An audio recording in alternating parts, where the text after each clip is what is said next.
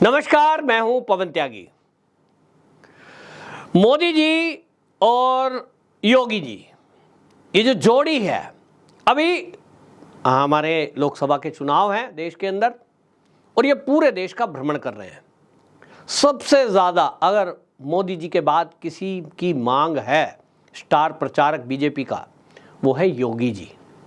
योगी और मोदी की ये जोड़ी जिस भी जगह पहुंच जाती है, वहां के जनता का माहौल बदल के रख देते हैं। विरोधी भी ये कह देता है, भाई इस बार तो बीजेपी को वोट दूंगा। और ये जो कमाल देश में हो रहा है, लोग अब ये कहने लगे हैं कि मोदी के बाद योगी, यानी लोग अब ये उम्मीद करने लगे हैं कि देश के प्रधानमंत्री के रूप में अगला यदि कोई बीजेपी में नेता दिखाई दे रहा है तो वो योगी आदित्यनाथ हैं। अब बहुत सारे लोग कहते हैं, पिछले दिनों मैंने देखा जब 2019 का लोकसभा चुनाव था तो विपक्षी पार्टियां इस तरह के षड्यंत्र तो करती हैं, एक अफवाह चलानी शुरू कर दी, योगी जी और मोदी जी की तो बन नहीं रही है, मोदी जी योगी जी को कतई आगे बढ़ने नहीं देना चाहते हैं, और अगला पीएम अगर कोई बनेगा तो मोदी जी का जो सबसे खास है वो तो अमित शाह है, योगी जी को तो यूपी से बाहर आने ही नहीं दे रहे हैं।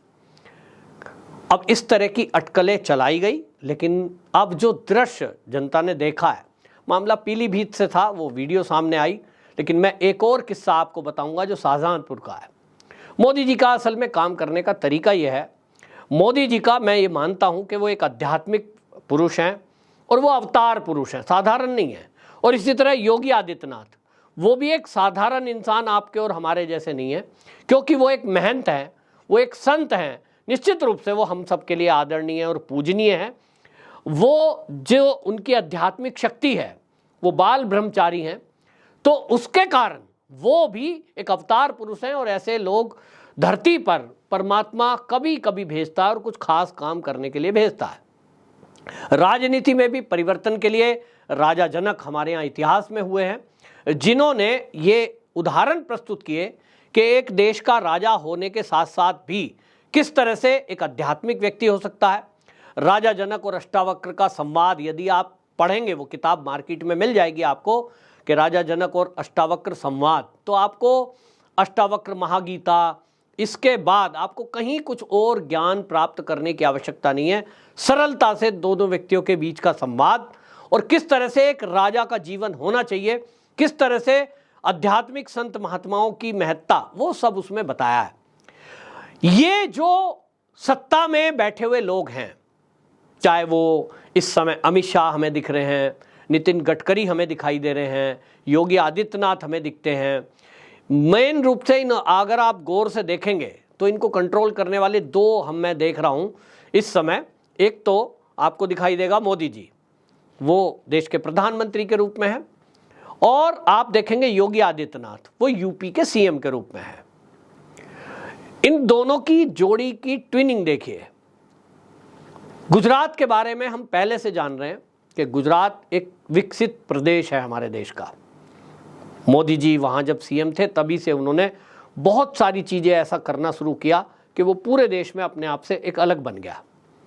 मेरे रिश्तेदार हैं, मेरे बहनोई हैं, वो वहां जॉब के लिए गए थे, एक कंपनी के मैनेजर थे, वो कट्टर कांग्रेसी थे। आज के 20 साल पुरानी घटना बता रहा हूं।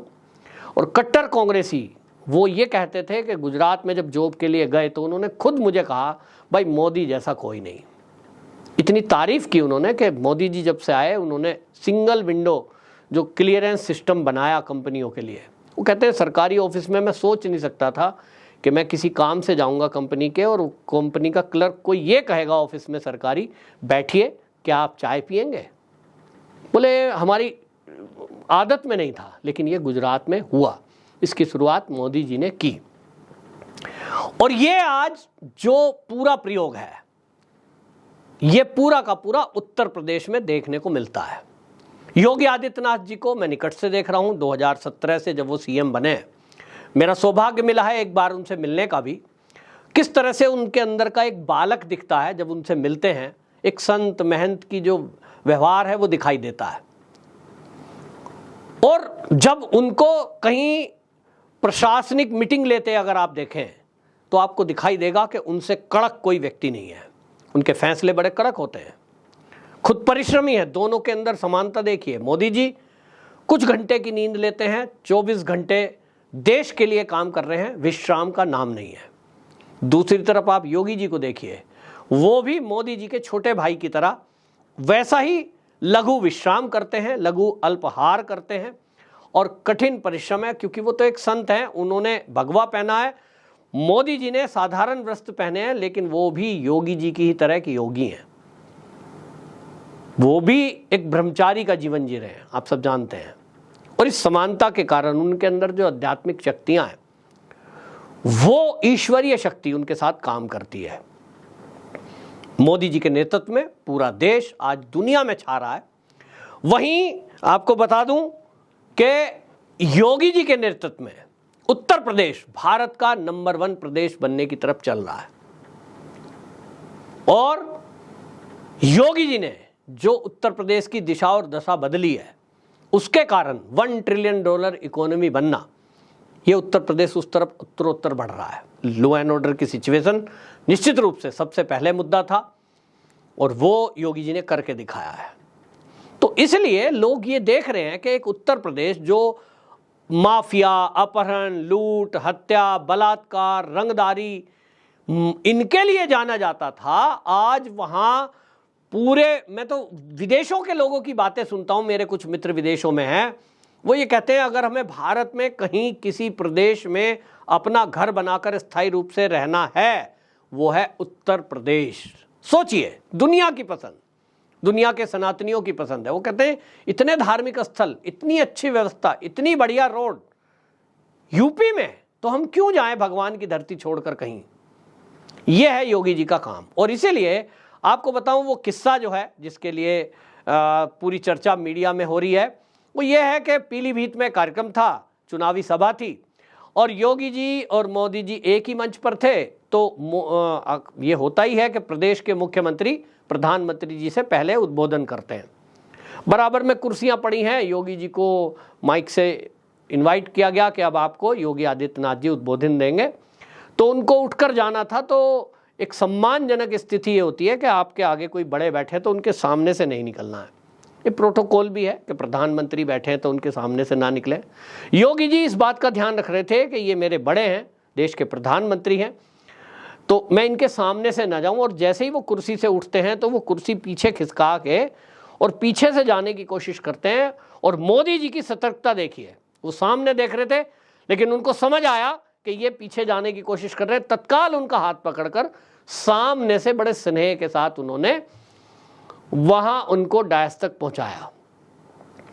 ये एक छोटी सी साधारण सी 10 सेकंड की घटना है, लेकिन इसमें बहुत बड़ा मैसेज है। और वो मैसेज ये है कि देश का प्रधानमंत्री होने के कारण और पार्टी के बड़े नेता होने के कारण योगी आदित्यनाथ एक संत महंत होने के बावजूद भी एक सीएम प्रदेश के हैं, उनका मान सम्मान कर रहे हैं।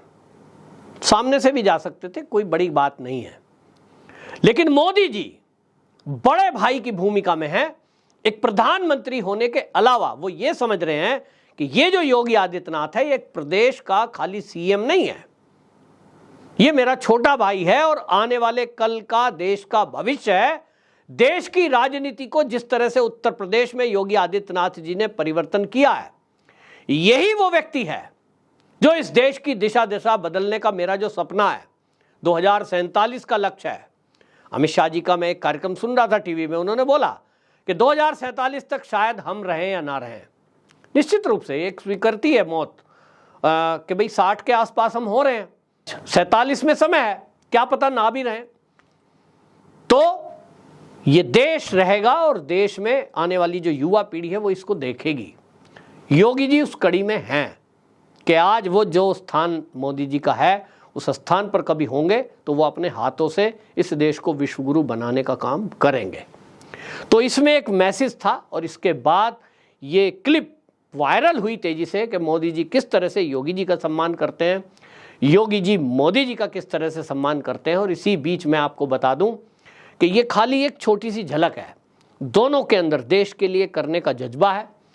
और कांग्रेस वो मोदी और योगी इन दोनों के पीछे इसीलिए पड़ी है कि ये दोनों की जोड़ी जब तक है, ये देश इसी तरह आगे बढ़ता रहेगा। तो एक तरफ उन्होंने टारगेट किया मोदी जी को क्या क्या नहीं कहा, मतलब उनके ऊपर दंगे का केस लगा दिया, आतंकवादियों को मारा गया एटीएस के द्वारा, उसके फर्जीवाड़े का केस लगा दिया, पूरी षड्यंत्र किया गया कि मोदी जी को जेल की सलाखों के पीछे डाल के और उनको किसी तरह उनका हत्या हो जाए ताकि मामला खत्म।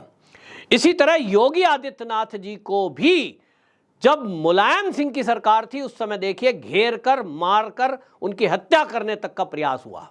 केंद्र में कांग्रेस की सरकार, उत्तर प्रदेश में समाजवादियों की सरकार, और जो मुख्तार अंसारी और अतीक अहमद जैसे माफिया थे ये पाले इन लोगों ने। आज की हालत यह है कि मुख्तार अंसारी अगर मरता है हार्ट अटैक से तो समाजवादी पार्टी का मुखिया अखिलेश यादव उसकी मजार पर जाकर वहां पुष्पांजलि अर्पित कर रहा है और किस तरह के बयानबाजी कर रहा है। मतलब इस बात से किसी को इनको कोई फर्क नहीं पड़ता कि वो इतना बड़ा माफिया था कि एक सांसद की हत्या करा रहा था। एक हिंदू हृदय सम्राट कहे जाने वाले योगी आदित्यनाथ की हत्या का षड्यंत्र रच रहा था। ये वो लोग हैं।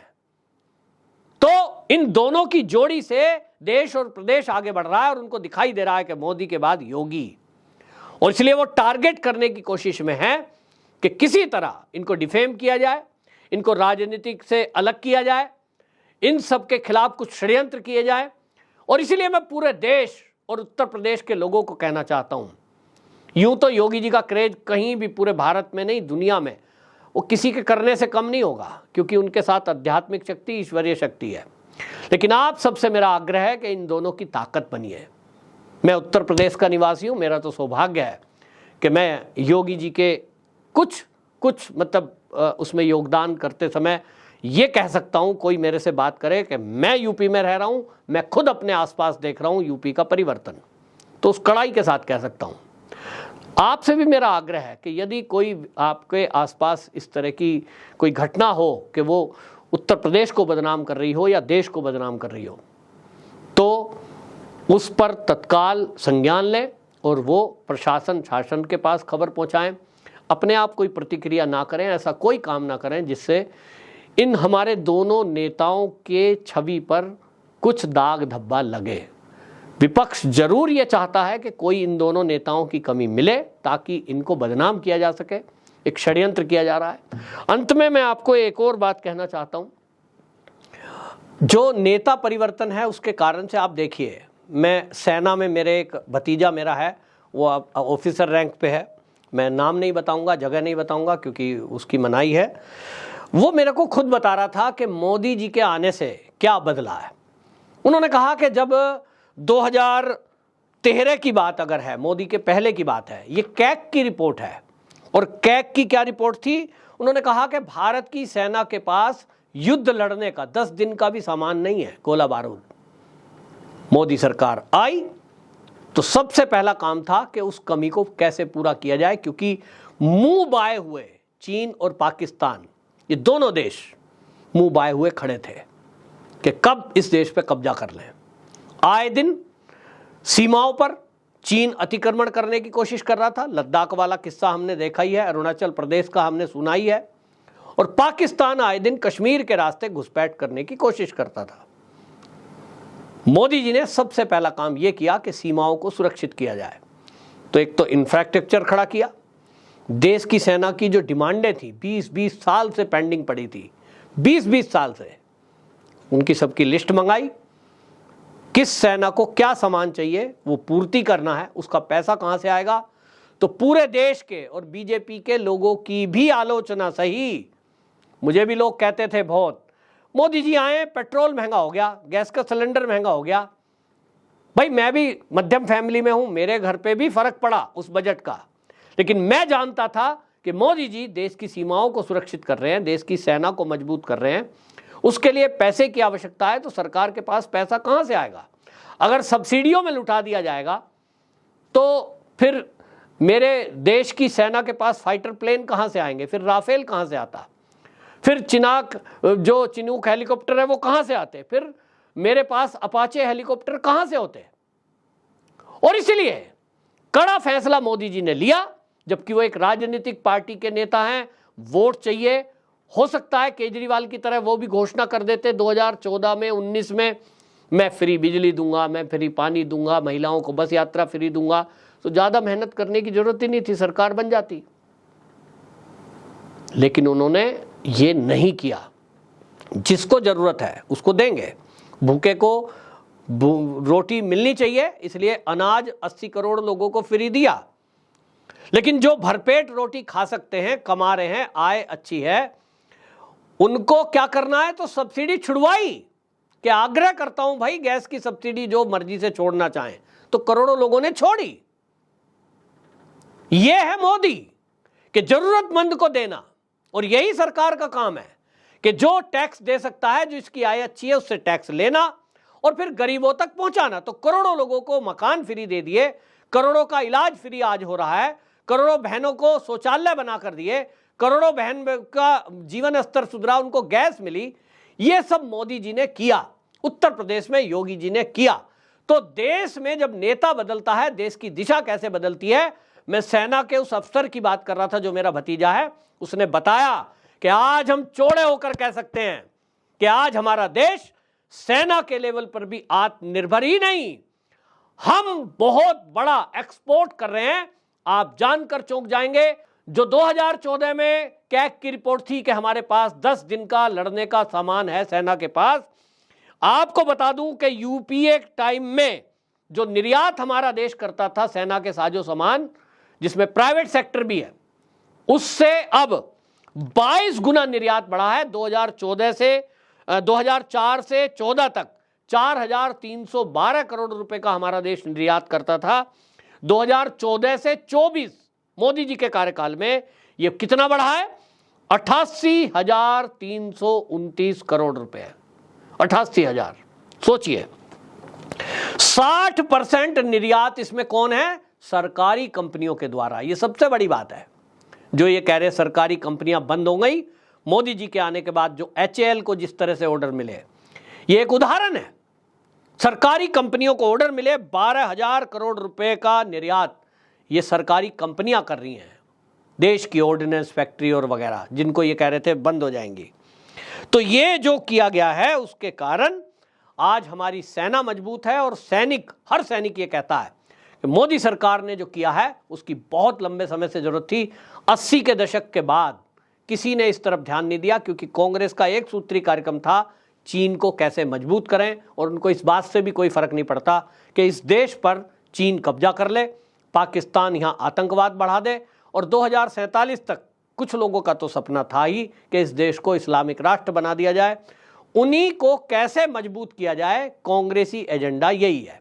और इसी के बारे में मोदी जी ने अब जो बोला है कि जो कांग्रेस का घोषणा पत्र है वो वही घोषणा पत्र है जो 47 में मुस्लिम लीग का था।